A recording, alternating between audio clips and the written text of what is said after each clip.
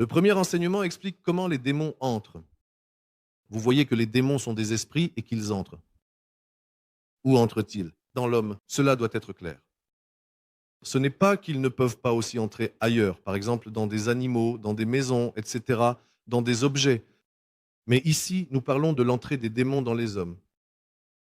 Comment entrent-ils? De la même manière que nous entrons ici dans le bâtiment par la porte, tu n'entres pas par la fenêtre ou par le mur, on entre par la porte. Autrement dit, il faut comprendre quelles sont les portes par lesquelles ils entrent. Il y a en gros trois principales façons par lesquelles ils entrent.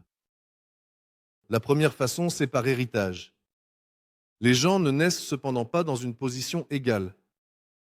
Certains naissent en bonne santé, d'autres naissent malades, certains naissent vivants, d'autres naissent morts. Certains naissent riches, d'autres naissent avec des dettes. Dès la naissance, nous ne sommes pas égaux. Les choses se passent ainsi dans le domaine spirituel. L'homme n'est pas indépendant, il est lié à sa lignée, à sa tribu. Nous avons d'abord dit que cela se transmet par héritage. Deuxièmement, par les péchés personnels. Donc la première façon, c'est par héritage. C'est-à-dire que tu peux naître avec une malédiction, tu peux naître avec des démons. L'autre façon, c'est par les péchés personnels que tu as commis dans ta vie. Et la troisième manière, c'est à travers les actions d'autres personnes. Par exemple, la violence, le viol et d'autres choses de ce genre. Donc, la première façon, c'est l'héritage. La deuxième, ce sont les péchés personnels. Et la troisième, c'est la violence ou les actions d'autres personnes exercées sur toi. Ce sont les trois principales façons par lesquelles ils entrent. Certaines personnes disent « Mais moi, je n'ai rien fait ». Oui, mais il se peut que tu n'aies rien fait. Cependant, tes ancêtres ont peut-être fait quelque chose. Par exemple, en Amérique, il y avait une famille roumaine, c'était des gens très bien, une famille très respectable, des serviteurs, mais ils portaient en eux des démons très puissants. Et lorsque je priais pour la mère, la fille a commencé à manifester et les démons ont parlé à travers sa bouche, disant que leurs ancêtres avaient sacrifié des bébés sur un autel. Et voilà comment les démons sont entrés. Quelqu'un pourrait demander, peut-on croire à cela? Il faut toujours éprouver les choses, mais dans ce cas, c'était vrai. Les démons aiment de mentir. Mais par exemple, Jésus a demandé au démon, quel est ton nom? Il a répondu, Légion, et Jésus lui a dit, tu mens. Il y a des situations où si tu le presses, il est simplement obligé de dire la vérité. Donc, le fait qu'un démon parle ne signifie pas que c'est toujours un mensonge. C'est un mensonge en tant qu'esprit, mais en tant que fait, cela peut ne pas être un mensonge. Donc, revenons à la question de savoir comment ils entrent. Tout d'abord par l'occultisme et ce que nous appelons l'occultisme dans la lignée familiale. Plus un esprit reste longtemps dans une famille, plus il traverse de générations, plus l'état de la lignée familiale est grave. Donc pour certaines personnes, c'est comme des mauvaises herbes. Tu viens, tu arraches les mauvaises herbes et tout s'arrange. Pour d'autres, ce sont des chênes centenaires. Tu ne peux pas juste l'attraper et l'arracher comme ça. Des racines profondes, mon frère. Parce que cela concerne de nombreuses générations, certains diront 3, 4 générations. Jésus a dit 3, 4 générations. Oui, en effet. Mais si à la quatrième génération, ils ne se repentent pas et continuent à faire les mêmes choses, cela continue encore 3, 4 générations. Et la suivante, encore 3, 4, combien cela fait au total? Donc ce n'est pas seulement 3 ou 4. De plus, que dit la parole? Il est dit qu'un enfant illégitime ne doit pas entrer jusqu'à la 10e génération. Combien? La 10e génération, il y a 10 générations mentionnées dans la parole. Et que dirons-nous de Géasi, le serviteur d'Élisée, qui a pris en secret? Qu'a dit Élisée? La lèpre, la maladie de Naaman, s'attachera à toi et à ta descendance à jamais. Combien d'années cela représente-t-il? Et imaginez-vous Géasi, les descendants de Géasi vont chez le médecin et disent « j'ai la lèpre ». Et le médecin commence à soigner, à préparer des médicaments, des antibiotiques, mais rien ne fonctionne. Pourquoi cela ne marche-t-il pas? Parce que le problème ne vient pas des médicaments, le problème vient de la malédiction qui plane. Il faudra qu'il y ait repentance, il faut qu'il y ait renoncement, destruction, afin que cette malédiction soit brisée au nom de Jésus. Donc revenons à cela. L'occultisme, c'est héréditaire.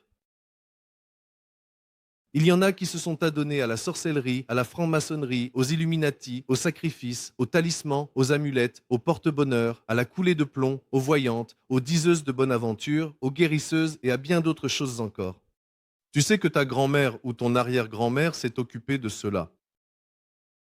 Mais tu ne sais pas qu'elle s'est adonnée à cela parce que sa propre grand-mère s'y a donné aussi. Mais toi, tu ne le sais déjà plus.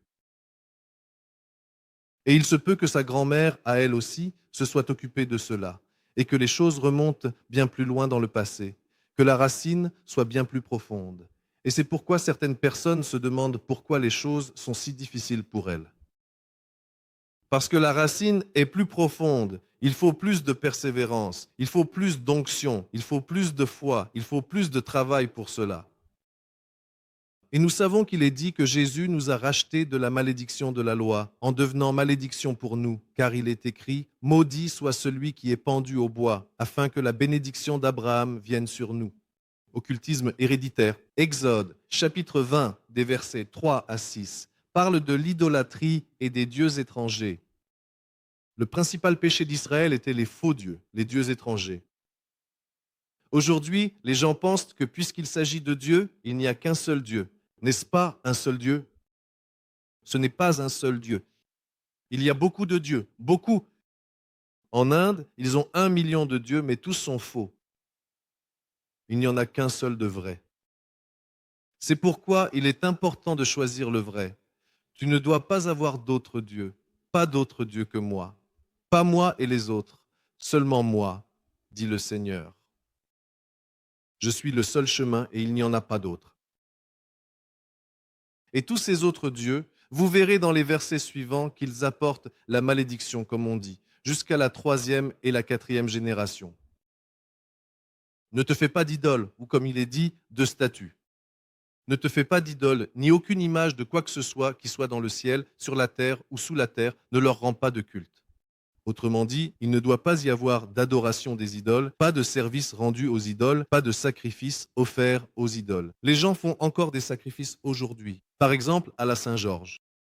Un jour de sacrifice offert à un faux Dieu et à des idoles. Et qu'attendent-ils de recevoir en retour? Quelque chose de bon? Regardez, les gens, regardez l'état de la Bulgarie. Ne pensez pas que c'est un hasard. La racine est spirituelle. C'est pourquoi il faut se repentir des faux dieux, car cela apporte la plus grande malédiction. Voici, le Seigneur est jaloux. Il rend l'iniquité, les péchés des pères sur les enfants, jusqu'à la 3e et la 4e génération. Mais ceux qui me haïssent, que leur arrive-t-il? Les pères pêchent, la descendance souffre. Et certains souffrent à cause des péchés de leurs pères, grands-pères, arrière-grands-pères et arrière-arrière-grands-pères. Et ils disent, qu'ai-je fait? Peut-être que tu n'as rien fait, mais voilà le résultat. Mais pourquoi en est-il ainsi, dit le Seigneur? Parce que le Seigneur est le Seigneur, et c'est lui qui a créé la loi. Nous sommes venus ici et nous n'avons pas créé la loi. Cela peut ne pas me plaire, mais je dois me conformer à sa loi et non à mes propres compréhensions. Tout simplement, le Seigneur est bien plus grand que nous et il est éternel. Mais le verset 6 est encourageant. Il montre de la miséricorde. 1000 générations. Regarde ce qui se passe. Un seul juste peut tout changer. Gloire à Dieu. Deutéronome 29. 29 nous dit que les choses cachées appartiennent à Dieu, mais ce qui est révélé nous appartient à nous et à nos enfants, afin que nous gardions et accomplissions toutes les paroles de cette loi. Ce qui est écrit dans la Bible nous appartient. Nous devons l'écouter, nous devons l'accomplir. Mais il ne faut pas chercher dans la Bible des choses qui n'y sont pas et tomber dans l'occultisme, c'est-à-dire l'occulte. Occulto en espagnol et sûrement aussi en latin signifie cacher. Chercher les choses cachées qui n'existent pas. Si tu entres dans les choses cachées, tu entres dans le problème. Donc ce qui est révélé, ce qui est écrit dans la Bible, c'est pour cela que je prêche. Voilà, je prêche sur la foi. Pourquoi est-ce que je prêche sur la foi? Parce que partout dans la Bible, il est question de foi. Et je suis tranquille, car en prêchant sur la foi, je n'aurai pas de problème. Ensuite, nous passons au point numéro 2. Mes actions occultes personnelles. Parce qu'il se peut que mes ancêtres s'en soient occupés, mais moi, je peux me repentir. Je peux dire non, je ne vais pas continuer. Mais il se peut que je le perpétue par héritage. Les principaux problèmes que les Israélites ont rencontrés concernaient 2 types de dieux. Les uns étaient les dieux de leur père, les autres étaient les dieux des peuples parmi lesquels ils vivaient. Par exemple, une partie des Israélites adoraient les dieux égyptiens, parce que leur père avait adoré ces dieux. Et même dans le désert et dans la terre promise, ils continuaient à adorer de tels dieux, les dieux des pères, comme aujourd'hui par exemple. Eh bien, je viens, dit-on, d'une famille turque ou d'une famille musulmane. Nous avons l'habitude de faire ainsi, nous pratiquons la circoncision. Voilà, ce sont les dieux des pères. Ensuite, ils vont dans une autre terre, et là, ce sont les dieux des peuples parmi lesquels ils vivent. Ils apprennent à faire comme eux, comme ici par exemple. Disons que nos gens partent en Europe. Les jeunes y vont, ils étudient à l'école et par exemple, la fille dit, eh bien, je pense que je suis un garçon. En Amérique, nous avons une sœur dont les filles ont décidé qu'elles étaient des garçons. L'une d'elles a décidé de subir des opérations, elle s'injecte des hormones et se comporte ainsi comme un garçon. C'est ainsi qu'on leur apprend à l'école. Les dieux des peuples chez qui tu es allé.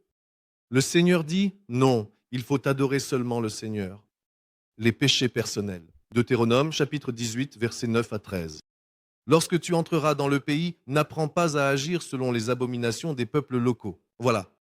Qu'il n'y ait parmi vous personne qui fasse passer son fils ou sa fille par le feu. C'est-à-dire, de nos jours, cela correspond à l'avortement. Qu'il n'y ait pas de personnes qui pratiquent l'avortement, c'est-à-dire qui sacrifient leur enfant à Moloch. Comment sacrifie-t-on un enfant à Moloch? Eh bien, pour que nous soyons bien, nous allons avorter afin de vivre tranquillement. Au lieu d'avoir un enfant, je prends un petit chien et les enfants passent sous le couteau. C'est un meurtre. Pas de devins ici, ni de voyants, d'occultistes, de magiciens, d'enchanteurs, d'invocateurs d'esprits mauvais, ni de sorciers. Car tous ceux qui font ces choses sont détestés. Et à cause de ces abominations, pas seulement des péchés, des abominations, un mot plus fort. Le Seigneur ton Dieu les chasse. Sois irréprochable devant le Seigneur ton Dieu. Quand les péchés sont héréditaires, par exemple, comme lorsque j'étais en Autriche et en Allemagne. En Allemagne, j'ai vu tant d'enfants handicapés et de personnes handicapées. En Autriche, tant de personnes possédées. Incroyable. De tels démons sortaient d'eux comme des tigres. Et tout cela à cause du fait que leurs ancêtres faisaient partie de l'armée d'Hitler. Que faut-il faire lorsque c'est héréditaire? Premièrement, confesse les péchés de tes ancêtres. Je ne dis pas de te repentir, car certains deviennent fanatiques. Et toi, fausse doctrine, et ainsi de suite. Et Daniel confessait les péchés de ses ancêtres. Nos pères et nous avons péché, et Néhémie aussi, et ainsi de suite. C'est normal. Pourquoi? Parce que tu dis, Seigneur, ce qu'ils ont fait est un péché. Et je ne suis pas d'accord avec cela. Il ne s'agit pas de faire semblant d'être indifférent ou détaché. Ils ont peut-être tué, ils ont peut-être persécuté. Ça ne m'intéresse pas. Non, je dois déclarer que je ne suis pas d'accord avec le passé. Je bénis mes ancêtres, mère, père, grand-père, grand-mère, et ainsi de suite. Mais je n'accepte pas leurs péchés. Deuxièmement, tu te renies d'eux. Et troisièmement, tu chasses les démons quand c'est héréditaire. Donc, tu confesses le péché. Tu renonces au péché. Tu chasses les démons au nom de Jésus. Maintenant, lorsqu'il s'agit de péchés personnels, tu confesses à nouveau les péchés. Mais deuxièmement, tu te repens de tes péchés, parce que c'est toi qui les as commis. C'est-à-dire qu'ici, tu prends une décision, tu regrettes, tu te repens et tu dis que tu ne les referas plus. C'est cela, la repentance. Ensuite, tu renonces et enfin, déjà, tu les chasses. Ainsi, vous voyez la différence ici. Dans le cas des péchés personnels, il y a la repentance. Quand d'autres personnes t'ont fait du mal, par exemple une femme qui a été violée par quelqu'un ou un homme violé, parce que je connais de tels cas, comme un enfant qui a été violé par son oncle, et ainsi de suite. Et l'enfant est devenu homosexuel. Et vous vous demandez, mais d'où vient que cette personne soit devenue homosexuelle? Eh bien, c'est arrivé parce que l'oncle l'a violé. C'est par la violence que cet esprit est entré. Et ensuite, si ce démon n'est pas chassé, l'enfant ou les enfants de cette personne peuvent aussi avoir cette tendance. Et vous direz, mais il est né comme ça. Eh bien, il est né comme ça parce que c'est héréditaire et il faut le détruire. Il faut l'expulser. Tu comprends? Donc, c'est une violence venant d'autres personnes. Que faut-il faire? Il faut pardonner. Aussi difficile que cela puisse être, il faut pardonner, il faut renoncer et il faut chasser les démons. Vous voyez maintenant qu'ici, je ne parle ni de confession de péché, ni de repentance du péché. Pourquoi? Parce que beaucoup de femmes qui ont été violées pensent qu'elles sont coupables. C'est sûrement moi qui l'ai provoqué, sûrement quelque chose comme ça. Mais ce n'est pas le cas. C'est l'homme, quand il est ainsi pervers, qui fait porter la culpabilité à la femme et aux femmes. Par exemple, une fille lui dit: Je t'avais dit que je te ferais ça. Si tu parles, je tuerai ta mère, ton père, et ainsi l'enfant a peur. Et comme on dit, toute sa vie, elle cache cela et porte en elle de la colère, de la haine. Jusqu'à ce qu'enfin elle se rende compte qu'elle doit aller en parler à quelqu'un, confesser les choses, qu'elle puisse, comme je l'ai dit ici, pardonner, renoncer à ces choses et chasser ces démons. L'influence avant la naissance. Quelque chose qui est arrivé à l'enfant alors qu'il était encore dans le ventre de sa mère. Un enfant peut-il avoir un esprit alors qu'il est dans le ventre de sa mère? Vous souvenez-vous du cas de Jean le Baptiste? Jean le Baptiste était dans le ventre de sa mère depuis 6 mois. Marie arrive, et lorsque Élisabeth entend la voix de Marie, l'enfant tressaille dans son ventre. Et, à ce moment-là, le Saint-Esprit entre. Au 6e mois. Et la prophétie disait qu'il serait rempli du Saint-Esprit dès le ventre de sa mère. Donc le Saint-Esprit est entré, cependant, en plus du Saint-Esprit, un autre peut aussi entrer. Comment cela se produit-il? Voilà, je vais vous donner 3 exemples. Le premier, c'est la conception et la naissance illégitime. Un esprit de naissance illégitime entre alors simplement. Ce qu'on appelle bastard en anglais. N'est-ce pas? En bulgare, on utilise le mot vulgaire kopelé. Mais en fait, ce mot sonne mal aussi dans d'autres langues, mais c'est le terme exact, simplement son sens est devenu très péjoratif. Mais en principe, comme je l'ai dit, c'est une malédiction de ce genre, qui est mentionnée dans le Deutéronome pour 10 générations. Il y est dit qu'il ne doit pas entrer dans la maison de Dieu. Eh bien, aujourd'hui, il n'y a plus un tel commandement, cependant. Ils peuvent avoir en eux différentes manifestations. Par exemple, il n'a pas envie d'aller à l'église à cause de cette malédiction. Il n'a pas envie de lire la Bible. Il n'arrive pas à comprendre la Bible. Il n'a pas envie de prier. Il n'arrive pas à prier. Il n'a pas envie de louer. Il n'arrive pas à louer Dieu. Il n'a pas envie de communier avec des chrétiens et d'autres choses similaires pour une raison spirituelle, à savoir que l'enfant a été conçu hors mariage. Le diable le sait et il a des revendications. Voilà, un autre cas. La fille tombe enceinte. Mais le père dit: Mais moi, je ne veux pas d'enfant, je ne veux pas me marier. Au revoir. Et la fille se retrouve seule, enceinte, et dit: Je ne veux pas de cet enfant, il va me gâcher la vie. Et déjà, dès le ventre de sa mère, l'enfant est rejeté par son père et par sa mère. En plus, il se peut qu'elle essaie d'avorter et que parfois l'avortement échoue.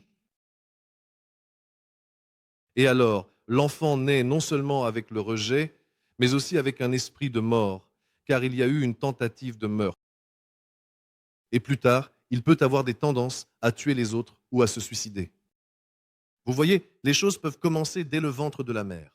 Elles sont cachées, mais elles existent. C'était une influence provenant du ventre de la mère. L'enfant est très vulnérable dans le ventre de la mère. Ensuite, la pression pendant la petite enfance. Donc, plus les enfants sont jeunes, plus ils sont vulnérables. Ils ont besoin d'une couverture, d'être protégés. Comme il est dit pour la femme qu'elle doit se couvrir la tête. Les gens pensent que le voile est pour la sœur, alors qu'en réalité, le voile, c'est l'homme. La femme doit être couverte par l'homme, par son mari, sous son autorité. Pourquoi? Pour être protégée. Quand elle prie, parce qu'elle entre dans le monde spirituel. Et quand elle prophétise, parce que, donc, dans la prière, elle donne. Dans la prophétie, elle reçoit. Quand elle est en relation avec le monde spirituel, elle doit être couverte sous une autorité. Genèse chapitre 6, quand les femmes n'étaient pas couvertes, qui est venu? Les anges déchus ont couché avec elles et des géants sont nés parce que les femmes n'étaient pas couvertes. Ève n'était pas couverte. Qu'est-ce que tu fais, Ève, avec le serpent? Et toi, Adam, qu'est-ce que tu faisais? Eh bien, je dormais. Mais où tu dors? Enfin, ta femme parle avec le serpent, voyons. Et c'est de là que nous avons tous des problèmes à cause de cette bêtise qu'Adam n'a pas couvert sa femme.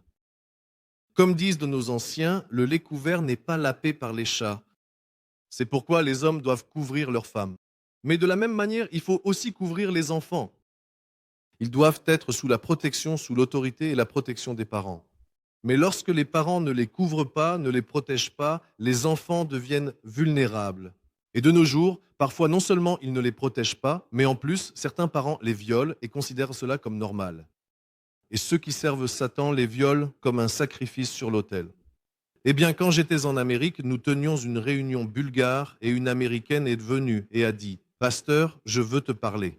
Elle dit, écoute, mes parents, dit-elle, étaient satanistes. Ce que j'ai vu, je ne peux même pas te le décrire.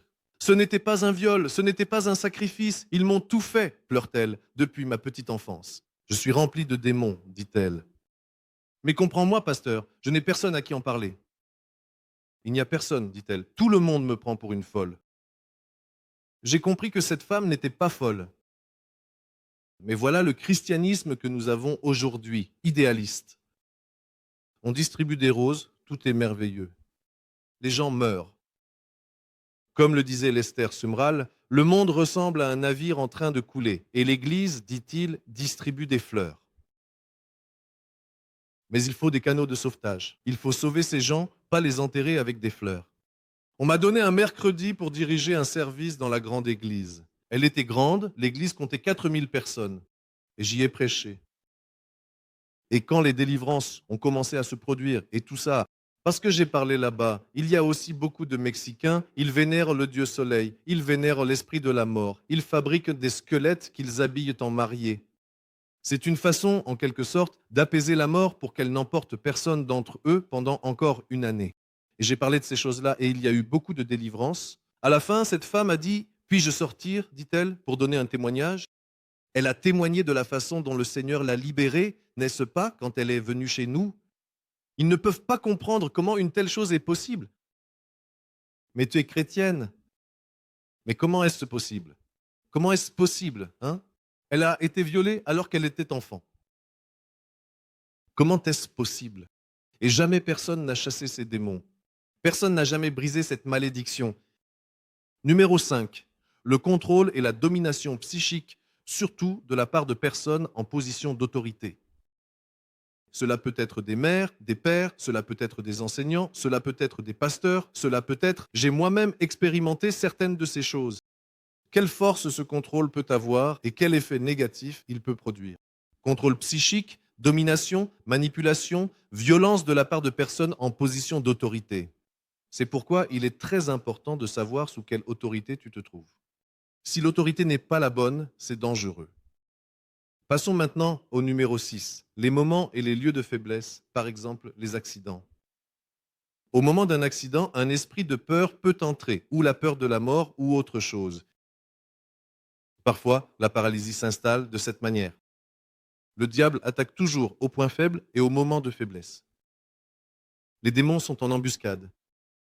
Ils se cachent, ils ne veulent pas que tu les connaisses, mais quand ils te sentent faible, alors ils attaquent. De la même manière, regardez, c'est pareil dans le monde naturel. Chaque personne a des virus dans son corps, cependant, tu n'es pas malade à cause du virus. Mais lorsque tu es stressé, lorsque tu attrapes froid, alors le virus voit que tu es faible, il t'attaque et soudain tu as attrapé un virus. Mais d'où ai-je attrapé ce virus, moi? Je n'ai personne autour de moi qui soit malade à cause de virus. Mais ton système immunitaire s'est affaibli et il en profite pour t'attaquer. C'est la même chose avec les parasites. Les personnes qui sont souvent malades ont plus de parasites parce que leur organisme ne peut pas les combattre, les infections bactériennes.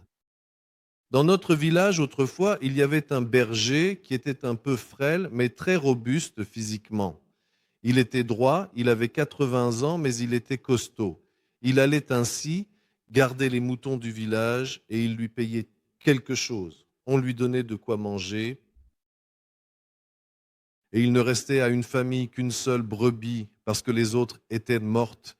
Il ne leur restait qu'une brebis, la plus grasse, la plus belle, parce qu'il s'en occupait et la nourrissait bien. Elle est 2 fois plus grande que les autres. Et l'homme va faire paître les moutons, y compris leurs brebis. Mais voilà qu'un loup passe et attrape justement la brebis la plus grasse et l'emporte. Et il revient et dit, la brebis n'est plus là. Et les gens disent, oh là là, comment le loup a-t-il pu attraper le nôtre? Et il répond, là où c'est maigre, là c'est court. Là où c'est maigre, là c'est court. Autrement dit, là où c'est fragile, ça casse. Donc si tu prends une corde ou un fil et que tu tires dessus, là où la corde est la plus fine, c'est là qu'elle va se casser, elle ne se cassera pas à l'endroit le plus épais. C'est pourquoi le diable t'attaque là où tu es le plus faible, et précisément au moment où tu es le plus vulnérable. C'est pour cela que vous voyez aussi les boxeurs. Par exemple, les boxeurs.